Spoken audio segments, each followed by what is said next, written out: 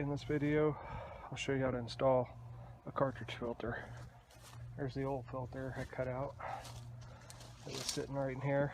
Just cut the intake from the pump and return.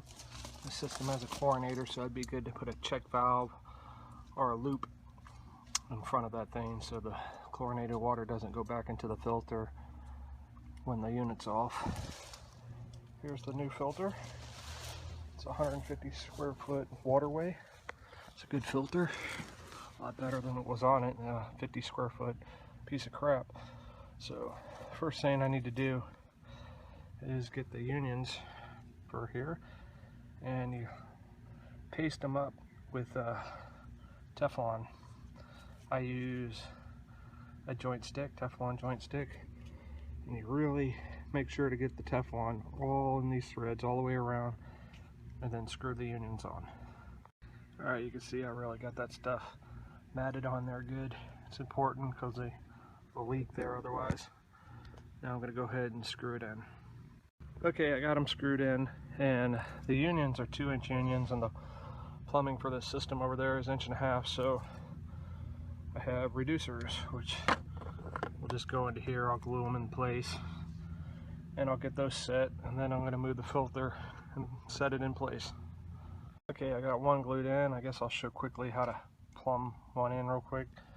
Use some pipe cleaner, go around the union. I'm trying to hold the camera and do it. Hang on a second, let's see.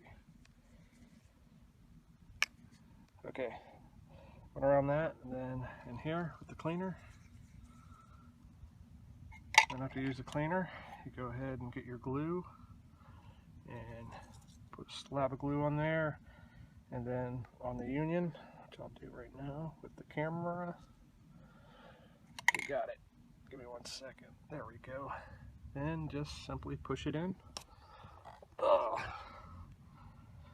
and hold it for a few seconds to make sure it doesn't pop out.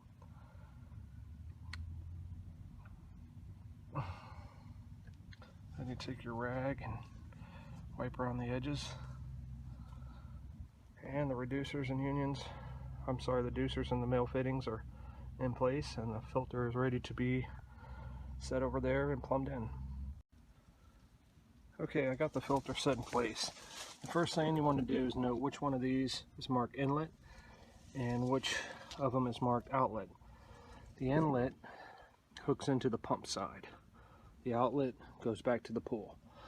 So on the inlet side, I'm going to plumb in a waste port in case the pool's high and they want to let some water out.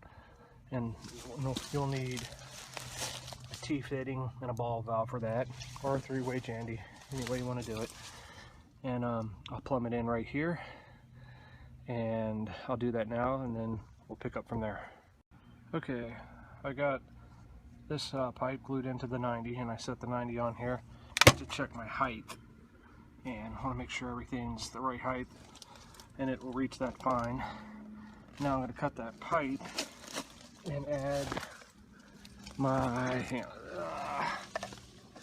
T, like so, for my waste port. So I'm going to plumb that in, and everything looks like it's going to fit fine. Okay, the intake is done. It's plumbed in with the waste port. I noticed this pad is actually tilted pretty bad, so made it a little challenging lining everything up, but it lines up nice now, and it's got the waste port, and the fittings are all screwed in, everything's glued. So the next step is to work on the return side, and I'll do that now. Okay, I got the return side, some of the plumbing started, and again, this has a chlorinator, and so you can use a check valve, or in this case I'm just using 2 pipes rising up a little higher in this thing, and I'll put 2 90s here to complete the loop. That way when the filter's off, the chlorinated water in here doesn't flow back into the cartridge filter and damage the filter, so that's important. So I'm going to use straight 90 and a regular 90 to make the final loop for the plumbing, and we'll pick up after that. Alright, everything is plumbed in, looks good, all the joints are sealed. Last thing to do is turn it on and make sure there are no leaks. And if you want, you could drop some screws in the bottom of the base to hold it firm. A lot of times it's not necessary, but it's another thing you could do just for added support. And we're going to fire this baby up, and then you just check around all the joints for leaks. Make sure there's no problems. And there's an air relief valve you can open, let some air out. But all my joints are holding, there's no leaks. So it's good. Hope you learned something from this video.